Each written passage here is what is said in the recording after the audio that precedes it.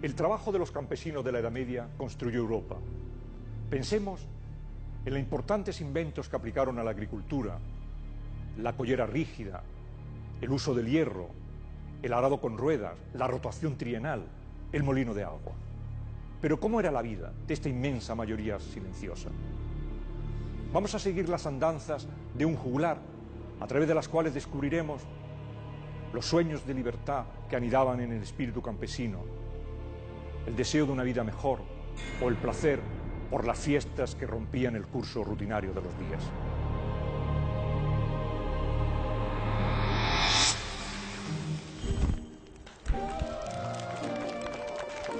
Adán es mi nombre. Soy hijo de Venus, porque no conozco ni a mi padre ni a mi madre, ni sé de dónde vengo.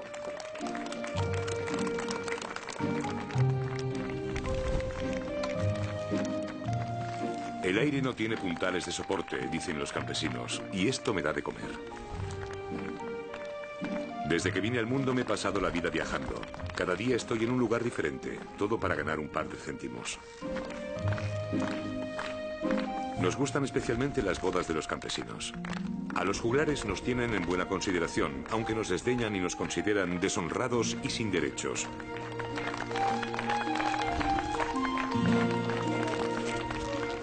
Pero ellos son siervos de los señores. Nosotros, los vagabundos, no dependemos de nadie.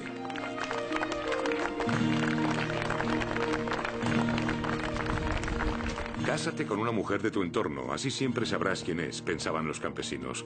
Pero el matrimonio nunca podía celebrarse sin el consentimiento de su señor. Corre el rumor que el señor tiene un derecho a la primera noche, pero eso no es más que una leyenda. Nunca he visto que se realizara y mi experiencia es extensa en este terreno.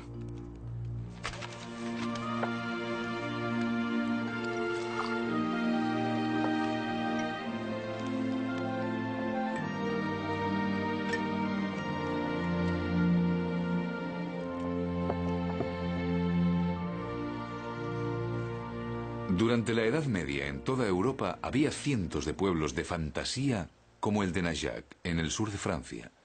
Más de 3/4 partes de la población la formaban los campesinos. Vivían a la sombra de las fortalezas, protegidos por su señor y a la vez dependientes de su señor. Solo unos pocos eran libres, la mayoría eran siervos. Para mantener a un caballero y su fortaleza se necesitaban 7 aldeas.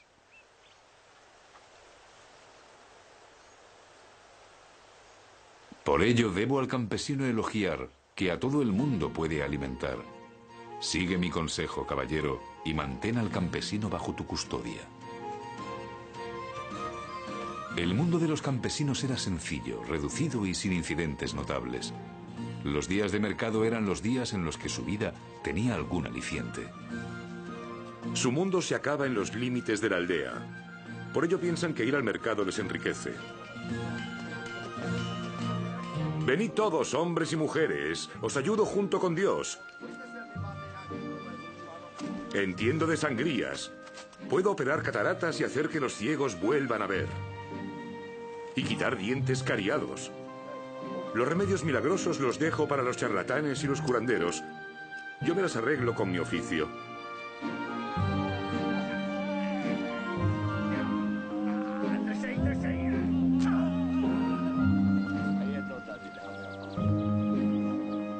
Ojalá hubiera mercado cada día. Habría ganado todo el dinero que quiero en un santiamén.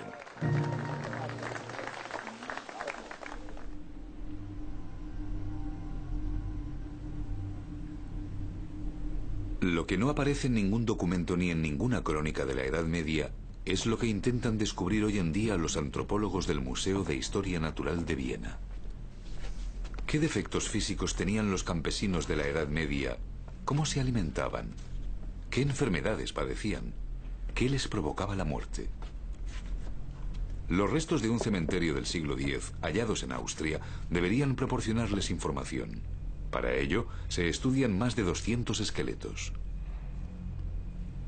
A partir de los huesos y los cráneos, los antropólogos no solo pueden averiguar la edad que tenían al morir, sino que, igual que los patólogos, traumatólogos y dentistas, buscan cuadros clínicos y hacen diagnósticos.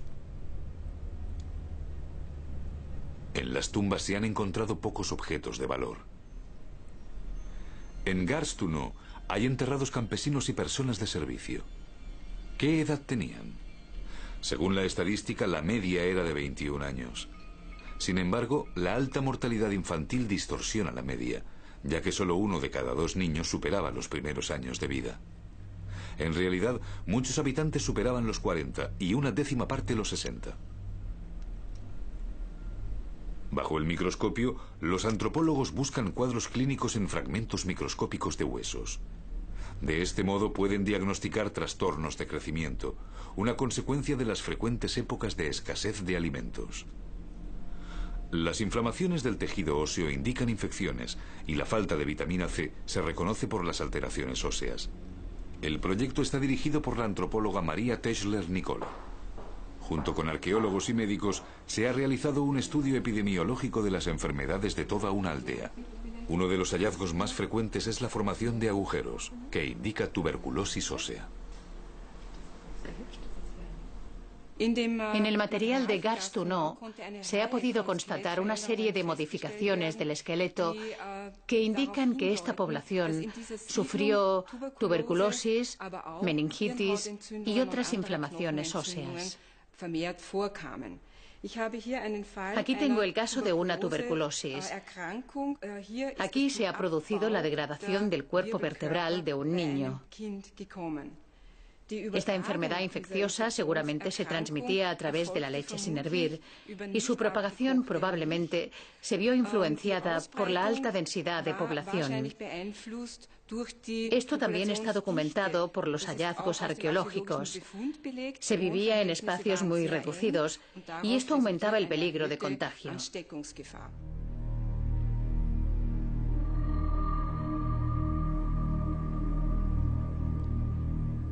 En los devocionarios de los señores, la vida del campesino se explica de forma muy distinta. El libro de horas del duque de Berry es uno de los libros más valiosos y conocidos del mundo. Las miniaturas realizadas por los hermanos Limburg son un punto culminante de la pintura europea.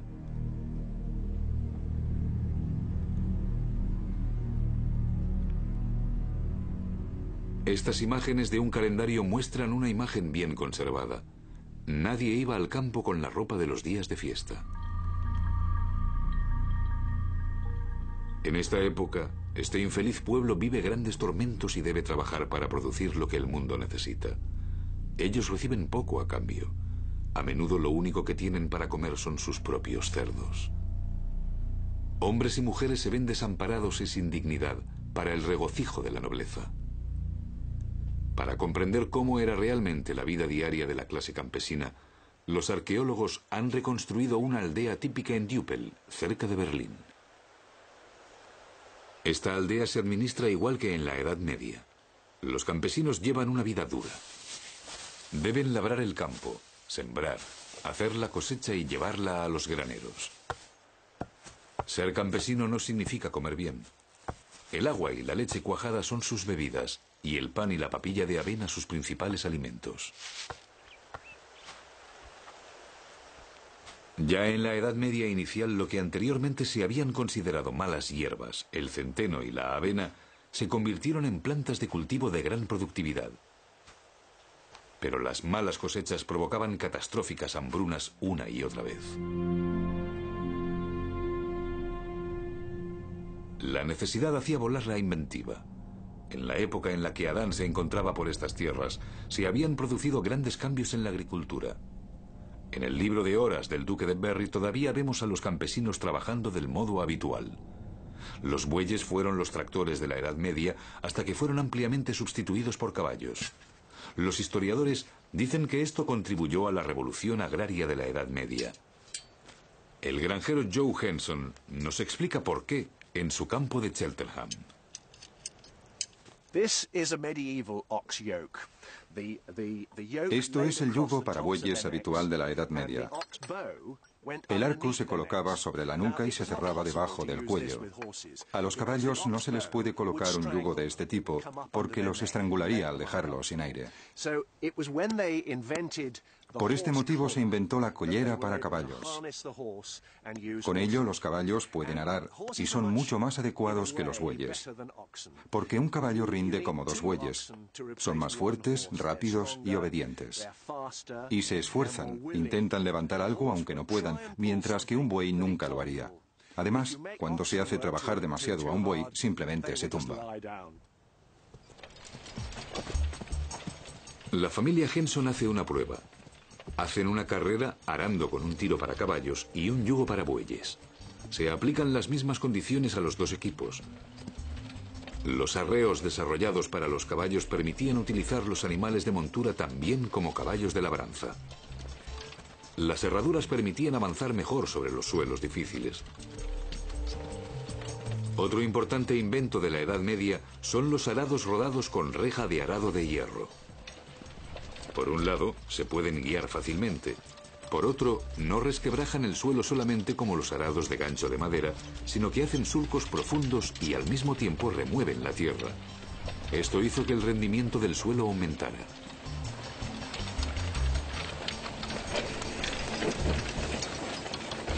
El resultado de la competición de arado muestra que los caballos hacen el doble de trabajo que los bueyes. El círculo de giro es marcadamente menor y tienen un radio de acción mayor. Con ellos los campesinos pueden trabajar campos muy apartados. Así que no es de extrañar que los caballos de vapor se convirtieran en la unidad de rendimiento técnico. Y aún hubo algo más que jugó un papel decisivo en la revolución agraria de la Edad Media: los molinos. Europa no es una tierra de arroz, sino de cereales. El centeno no se descascara como el arroz, sino que se debe moler.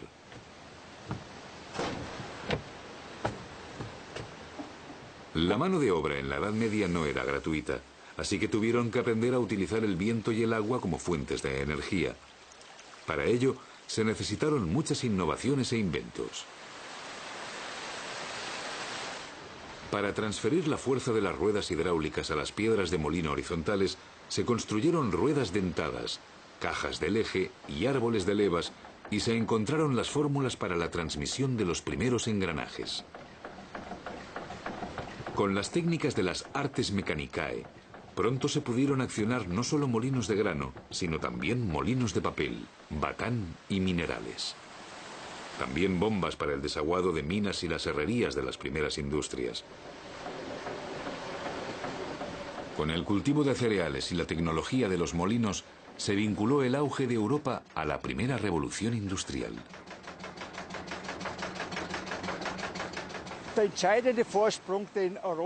El adelanto decisivo hacia la industrialización, que ya se había producido en Europa antes que en otras áreas civilizadas, fue la cuestión energética. Y la energía del agua fue un adelanto altamente decisivo, que se opuso a la energía animal o simplemente a la fuerza del hombre. Existe una bella expresión de principios del siglo XVI. Un técnico italiano compara los molinos y su fuerza y dice que son más fuertes que 100 hombres. Así pues, la fuerza del agua había sustituido a un número mucho mayor de mano de obra humana, y hasta el invento de la máquina de vapor, la fuerza del agua fue el factor decisivo, el factor energético decisivo del desarrollo industrial. Y no fue hasta la llegada de la máquina de vapor cuando se llegó al siguiente paso del desarrollo industrial europeo. Con el sistema de dos campos utilizado, solo se cultivaba la mitad de la tierra laborable con cereales, y la otra mitad se dejaba sin utilizar para que se regenerara. Al año siguiente, el que quedaba sin utilizar era el campo que se había cosechado. El cultivo por amelgas trienales revolucionó el sistema antiguo. Un tercio de la tierra laborable se cultivaba con cereales de verano, como el trigo. Otro tercio se cultivaba con cereales de invierno, como el centeno. De este modo, la parte no utilizada ya no era la mitad, sino solo un tercio. Al año siguiente cambiaba la secuencia de la cosecha. El cultivo por amelgas trienales hizo que la producción aumentara un 16%. Y en vez de cosechar una vez al año, ahora los campesinos podían cosechar 2 veces. Los historiadores hablan de una revolución agraria. Sin excedentes de grano no se habría producido un aumento de la población, ni se habrían construido catedrales ni ciudades. Y sin centeno, no habría existido el pan negro, que dividía a Europa entre el norte y el sur. Ni el mejor campo da una buena cosecha por sí solo. Ya en la Edad Media la agricultura se convirtió en una ciencia. El primer manual moderno sobre agronomía fue escrito por Walter of Henley en 1270. Su objetivo, cómo incrementar el rendimiento. La revolución agrícola de la Edad Media culminó con el desarrollo de la viticultura. Las cepas mejoraron en calidad y variedad al tiempo que aumentaba la extensión de tierra dedicada a su cultivo. Muchas regiones se especializaron desde entonces en la producción de vino: La Rioja, Burdeos, Borgoña, el Piamonte.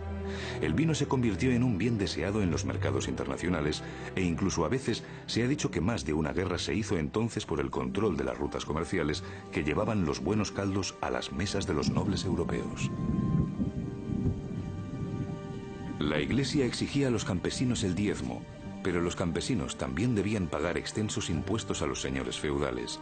Impuestos por el grano, la paja, el ganado y por cualquier cosa. Tenían que dar hasta la mitad de su producción.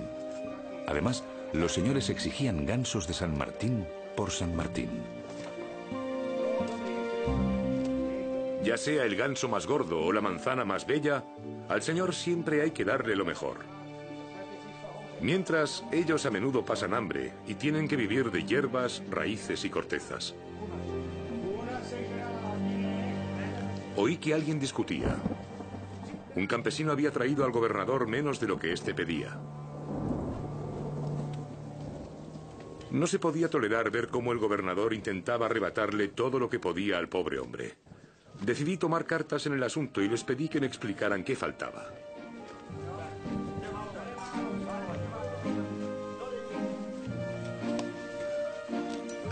El gobernador tendría que pelear por lo que quería.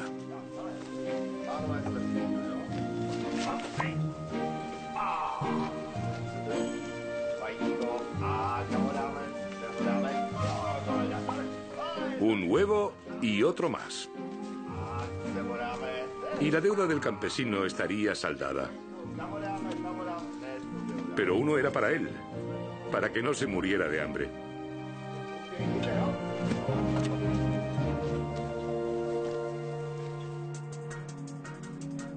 Podemos comprobar la importancia que tuvieron para Europa estas odiosas contribuciones en Barcelona, en el archivo de la Corona de Aragón. Allí se conservan cientos de actas de impuestos de los siglos XIII y XIV. El grupo de investigadores que trabajan con el profesor Manuel Sánchez Martínez han estudiado la ley fiscal de la Corona y de los municipios. Han repasado las cuentas del rey, listas de impuestos, entradas y reclamaciones hoja a hoja. En esa época había que financiar la burocracia estatal y el estamento militar. Los ingresos que recibía el rey por sus propias posesiones ya no eran suficientes. Por este motivo, la Corona de Aragón introdujo un adelanto revolucionario, el impuesto sobre la renta. La declaración del patrimonio que se practica hoy, la liquidación de algunos impuestos como el IVA, por ejemplo, los impuestos sobre la renta que grava los rendimientos del trabajo personal, la deuda pública consolidada, bancos públicos, bien, todas estas cuestiones para hoy tan familiares fueron inventadas, digámoslo así, mutati mutandi, salvando las distancias, en el periodo de los siglos XIII al XV. Por otra parte, no hace falta insistir hasta qué punto la fiscalidad es un componente esencial en el afianzamiento, en la afirmación de los estados modernos. Es decir, la fiscalidad es un componente, un ingrediente básico en la llamada génesis del estado moderno. En el siglo XIII se incluyeron por primera vez en el registro fiscal todos los hogares del Reino de Aragón. Ahora los súbditos no solo debían declarar su patrimonio, sino también sus ganancias e ingresos para el impuesto sobre la renta, tanto si eran propietarios rurales, empresarios o jornaleros. No se cobraban impuestos por nada más, solo por el capital. En los libros se registraban las deudas fiscales de los súbditos insolventes y morosos y se les tachaba cuando pagaban su deuda. La oficina recaudadora manda recuerdos.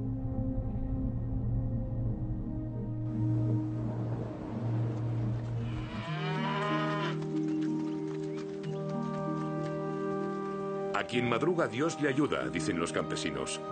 Nosotros ya no teníamos nada más que hacer aquí. La boda había terminado. Seguimos nuestro camino.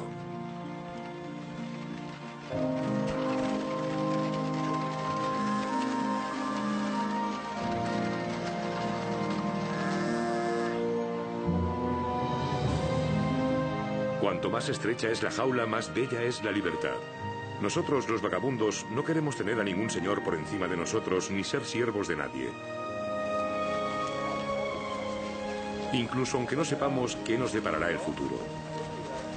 Después de todo, tenemos pies para vivir una vida errante.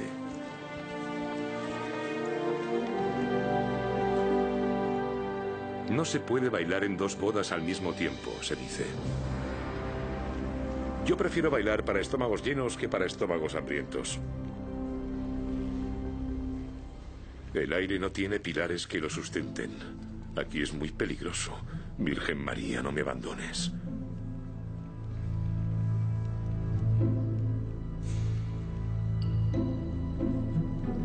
Vosotros, mujeres del coro, caballeros, mujeres nobles, tened confianza. Vuestros bandidos son negros y marrones. Creed lo que ven vuestros ojos. Varones, campesinos, jóvenes mojados.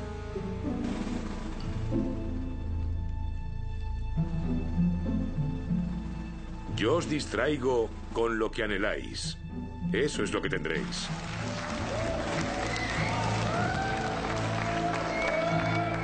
Todos quieren estar aquí cuando muestro mis habilidades. Estamos seguros que tendremos una recompensa que nos durará mucho tiempo. Sus graneros están llenos, pero se quejan de que les falta dinero. Pero seguro que no les gustaría cambiarse por mí. Al menos tienen un techo sobre sus cabezas. El Château Chillon, junto al lago Le Mans, es uno de los muchos castillos de cuentos de hadas de Europa. Pero la vida en él no era para nada romántica. El caballero Oswald von Falkenstein se quejaba. Los caballeros vienen y van, y entre ellos hay ladrones y bandidos. Huele mal en todas partes. Todo el día hay preocupaciones y tormentos, intranquilidad constante y tráfico permanente. Había muchos caballeros pobres. Solo unos pocos podían permitirse tapices para aislar un poco los fríos y húmedos muros.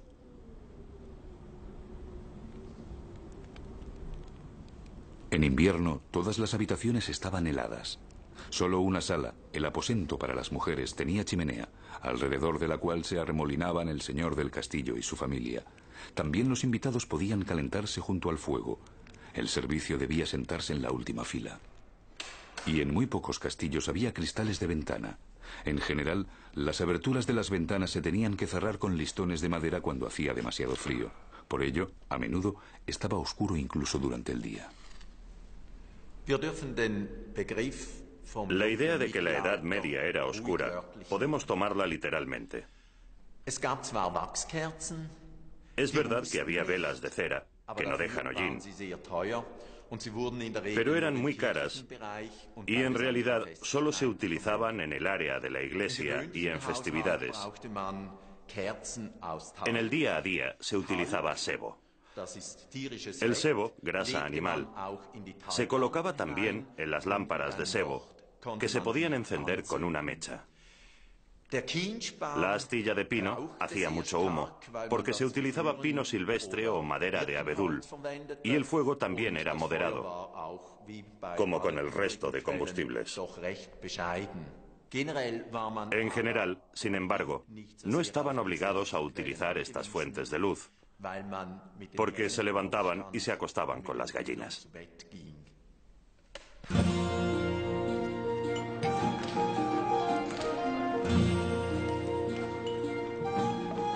Una de las conquistas de la nobleza que se generalizaría fueron las normas de conducta que se introdujeron en la Edad Media. Para el sociólogo Norbert Elias, con ello empezó el proceso de la civilización. No te laves las manos en el mantel. No lances los huesos por encima del hombro. También la alta sociedad tuvo que aprender modales.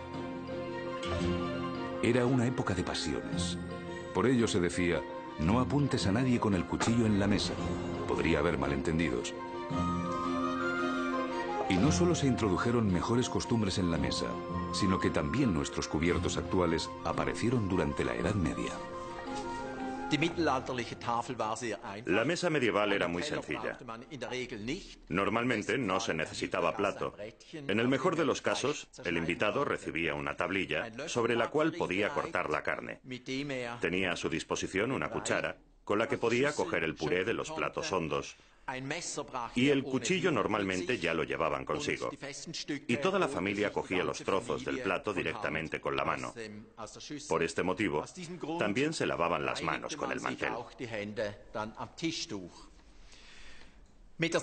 Con el tiempo empezó a ser habitual utilizar un punzón con el que se podían coger trozos enteros y no tener que hacerlo con la mano. Y no fue hasta finales de la Edad Media cuando se empezó a utilizar el tenedor, un tenedor de 2 puntas, con el cual se conseguía que los trozos no se giraran. Y es así como nos han llegado los cubiertos actuales, tal y como hoy los utilizamos: cuchara, tenedor y cuchillo.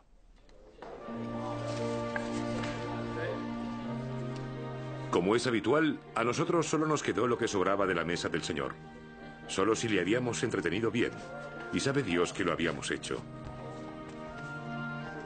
Había arriesgado el cuello.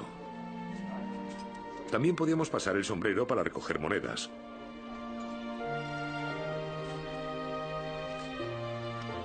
Pero lo que recibimos fue la ropa que se habían quitado los señores. Los vestidos los hacen personas, pero llevarlos nos estaba prohibido.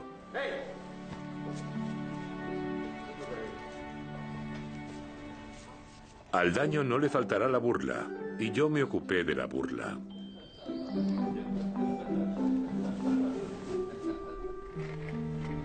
Según las normas de vestimenta de la Edad Media, solo la nobleza podía vestir de forma lujosa. Por ley, el campesino debe llevar ropa negra o gris. No se le permite nada más. La ropa adecuada para él es un blusón simple de lino, zapatos de madera y un solo par de botas de cuero de vaca. Con ello es suficiente. Esta es la ropa de los ricos, quienes naturalmente podían llevar ropa de color y materiales más caros. En aquella época estos colores se relacionaban con la alquimia y con la magia. Los colores con brillo tenían efecto sobre su portador. Por supuesto, a los campesinos no se les permitía llevarlos. Ellos solo podían llevar los colores naturales: gris, negro, marrón, los mismos que llevaban las órdenes monásticas y de religiosas. Eran los colores de la pobreza, de la humildad. Las normas estamentales y de vestimenta solamente les permitían llevar ropa de color azul en días de fiesta en la iglesia.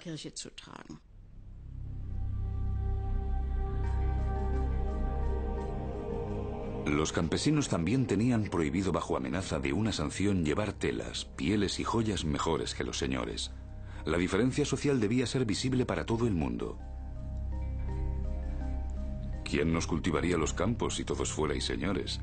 Debéis ser lo que quiera Dios. Era lo que se predicaba a los campesinos desde el púlpito.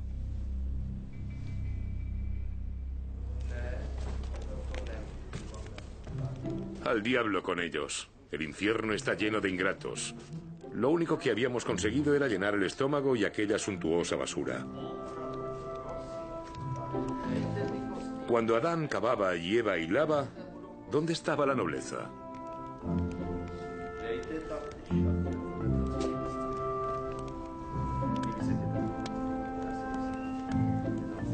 Bajo la cofia con ella, pensé que la noche era mía.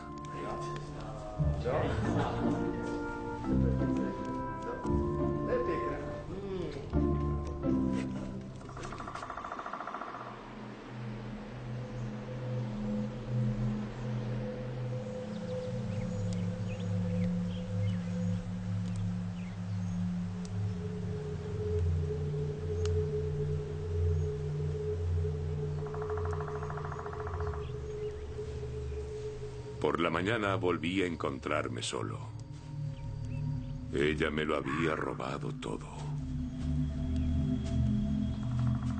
Incluso los zapatos. Bueno, a quien camina descalzo no le duelen los zapatos.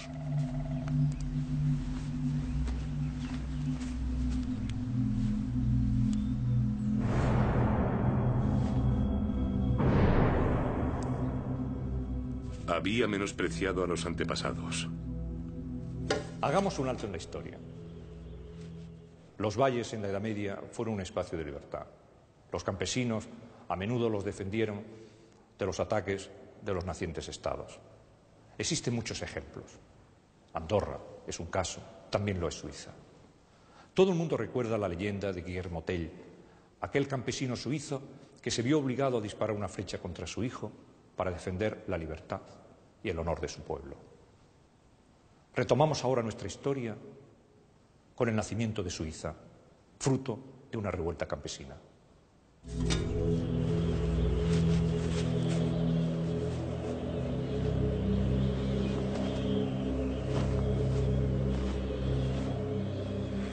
Seguí mi camino solo hacia el país de los suizos.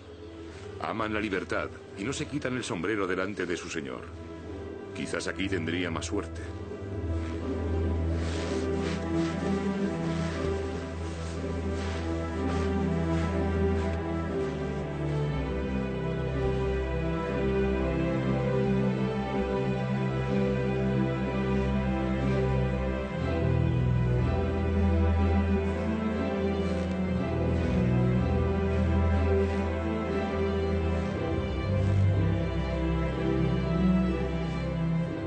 Los agricultores de montaña y pastores suizos controlaban el paso de San Gotardo. Esto era algo que los Habsburgo no podían soportar, y desde 1273 intentaban desposeerlos de sus derechos de libertad documentados. Nombraron a jueces de fuera del país que impusieron la ley antigua. Pero encontraron resistencia. Los cantones de Schwyz, Uri y Unterwalden sellaron la conocida Liga Eterna. Según cuenta la leyenda, lo hicieron en la pradera de Riutli. Queríamos ser un pueblo unido de hermanos al que no separara la necesidad ni el peligro. Queríamos ser libres como nuestros padres, antes la muerte que vivir bajo la esclavitud. Así es como años más tarde el poeta romántico Friedrich Schiller expresaría el sentimiento de la Confederación. En un bosque me encontré con partidarios y esclavos de los Habsburgo. Iban de campaña militar contra la Confederación Helvética.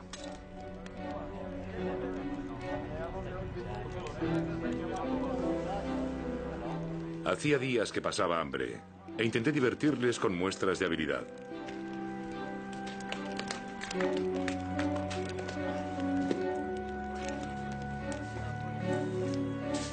Nunca había creído que tendría que mendigar por mi suerte. Acabé siendo retenido como esclavo para los caballos. No es lo peor cuando se pasa hambre. Y por la noche no se pasa frío. La crónica de los suizos explica con palabras e imágenes lo que les sucedió con los Habsburgo. Año tras año, los caballeros y soldados merodeaban por su tierra para reprimir a los campesinos rebeldes.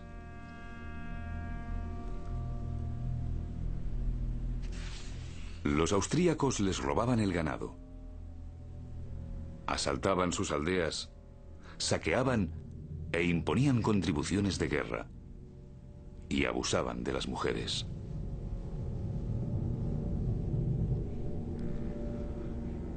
Los suizos organizaron un ejército para defenderse, pero ¿cómo lo armarían? Los campesinos cogieron lo que tenían a su alcance, convirtieron los trillos en manguales, las horquillas en picas y las guadañas en lanzas con puntas afiladas como cuchillos. Ahora los suizos también tenían instrumentos criminales certeros, con los cuales podían partir en dos y cortar a trozos incluso a los adversarios mejor armados, con lo que en su idioma denominaban alabardas.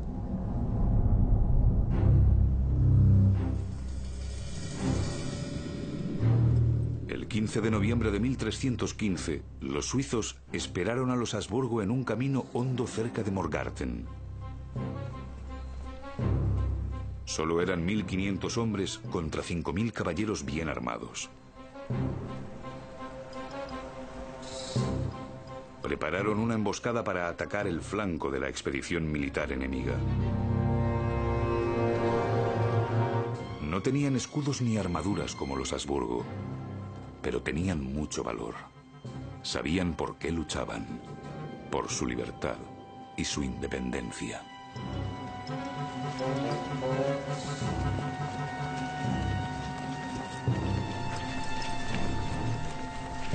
Con los estúpidos patanes, que era como llamaban a los rebeldes suizos, los Habsburgo fanfarroneaban pensando que lo tendrían fácil.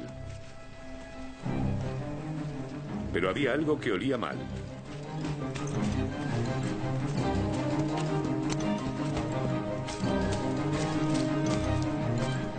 Había olido el asado. El estómago me guiaba. Seguí oliendo y me introduje en los arbustos.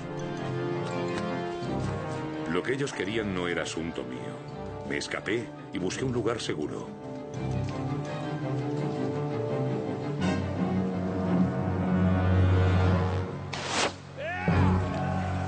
Con coraje, los suizos salieron precipitadamente de su escondite. Lo que vi no fue una batalla, sino una carnicería.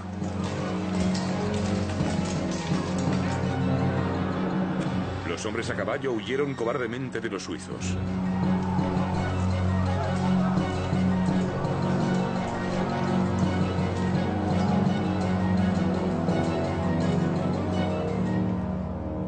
Los suizos no perdonaron la vida a nadie, ni intentaron hacer prisioneros, sino que los mataban a todos sin distinciones.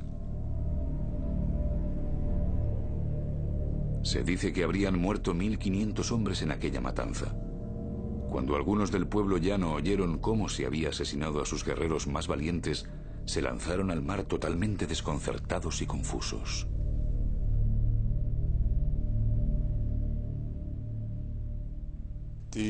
Los éxitos militares convirtieron a los suizos en soldados solicitados en Europa. Estos luchadores por la libertad se convirtieron en soldados de élite. Se les apreciaba como pueblo luchador autónomo. Se les admiraba por sus armas, las alabardas y las lanzas de hasta 4 metros de largo.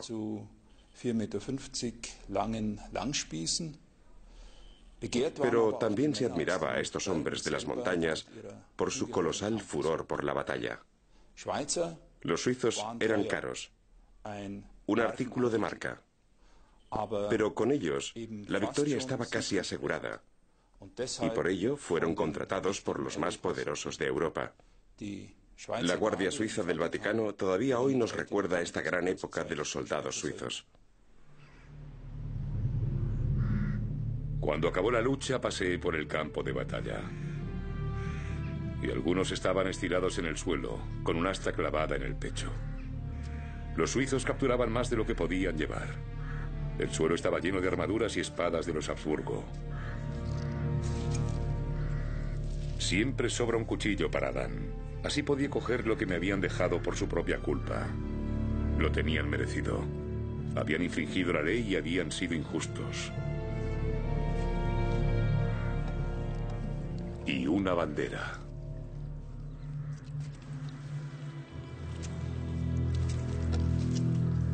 Queremos ser libres como nuestros padres. Antes la muerte que vivir como esclavos.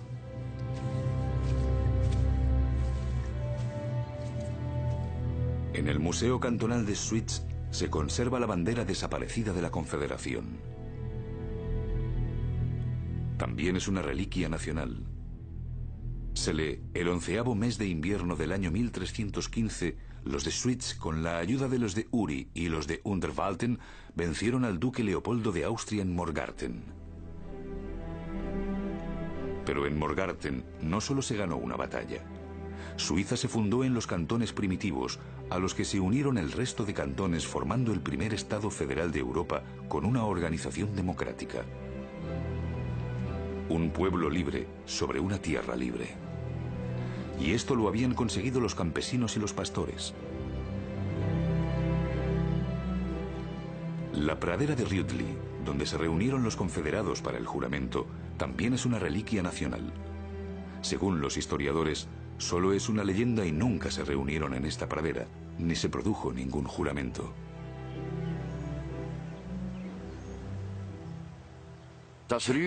Rudli realmente soportó todos estos conflictos. En él vive una fuerza simbólica totalmente singular. Rudli, la pradera de Rudli, todavía hoy es un símbolo de democracia, solidaridad y sobre todo de libertad. Y esto sigue estando muy presente en el pueblo suizo. Forma parte de la conciencia del pueblo y nadie analiza hasta qué punto aquí realmente sucedieron hechos históricos y cómo se desarrollaron.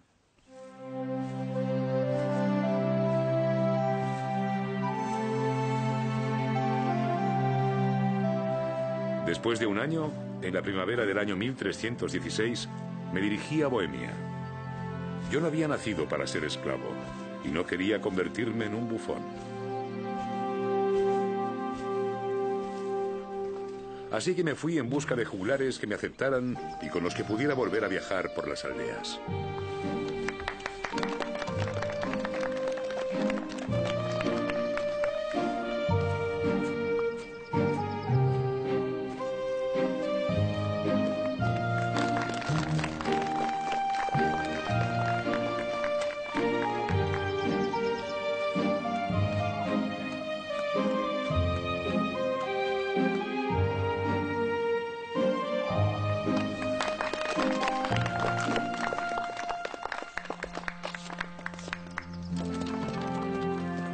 También yo, Adán, una vez tuve suerte. Me habían aceptado.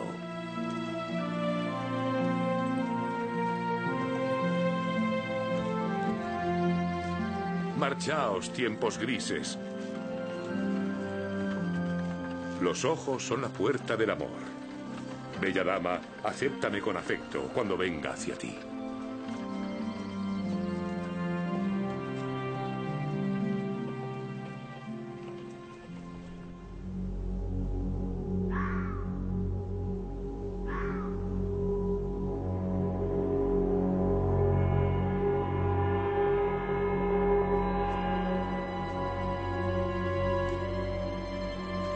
Un ruido me despertó.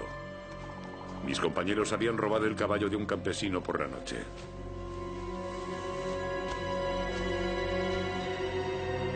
Estos desgraciados, miserables cerdos. No sé qué problema tenían. Habían ido demasiado lejos. Yo no soy ningún ladrón. No quería tener nada que ver con aquello.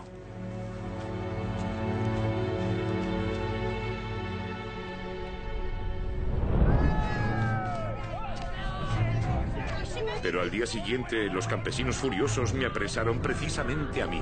Juglares y canallas crecen como ignorantes, gritaba la multitud.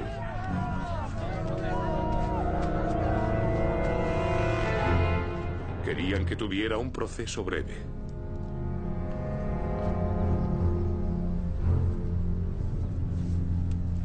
Ahora tocaba escuchar la declaración del delito y saber cuál sería el castigo.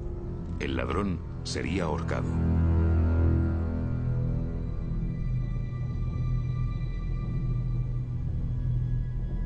Esto es lo que dice el código de derecho más antiguo e importante de la Edad Media, el Sachenspiegel. En la biblioteca de la Universidad de Heidelberg se conservan los manuscritos con ilustraciones más bellos. En la Edad Media, la ley era lo que era costumbre y uso habitual de los padres. Se transmitía oralmente. Eike von Repgow fue el primero que a principios del siglo XIII puso por escrito el derecho de su tierra natal, Sajonia. Su recopilación jurídica se convirtió en un modelo en Europa Central. No solo redactó lo que se aplicaba en derecho feudal y derecho común, sino que también describió de forma clara los delitos y los castigos en forma de imágenes para recordar. Trataba sobre crímenes capitales y también sobre litigios entre vecinos. ¿De quién eran los gansos que salían corriendo? ¿De quién es la fruta que cuelga por encima de la cerca? Del vecino. Y esto sigue siendo así actualmente. Aparte de esto, las penas en la Edad Media eran draconianas pero no arbitrarias. A los carteristas se les debía cortar la mano. y las adúlteras debían ser azotadas públicamente y se les debía cortar el pelo. En el Sachsenspiegel vemos dos sistemas paralelos de la persecución de actos delictivos y que funcionaban uno junto al otro. Uno es el sistema antiguo, según el cual las familias enemistadas se reconciliaban cuando la familia del malhechor pagaba a la de la víctima una compensación económica, una multa. Hasta cierto punto, esto se asemeja a las modernas compensaciones actuales, pero también funciona un sistema paralelo, moderno según el punto de vista del siglo XIII. Se trata del cruel castigo corporal o con la vida, el denominado castigo de espejo. Con este sistema se aplica el principio del Antiguo Testamento, ojo por ojo, diente por diente, en la política criminal práctica, de forma que los ladrones eran ahorcados, a los asesinos se les privaba del habla y a los falsificadores se les sumergía en agua o aceite caliente. Prisionero ahorcado. La horca está para los que tienen mala suerte. Nadie me creía. Yo había llamado a Dios y a todos los santos como testigos. Solo mi nueva compañera estaba convencida de mi inocencia.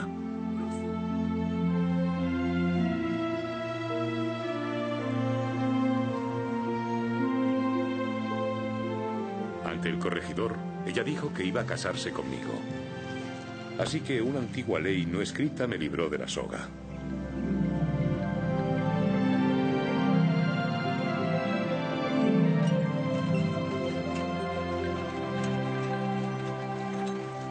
Entre la siembra y la cosecha pasan 4 meses, según los campesinos. En nuestro caso tardaría un poco más.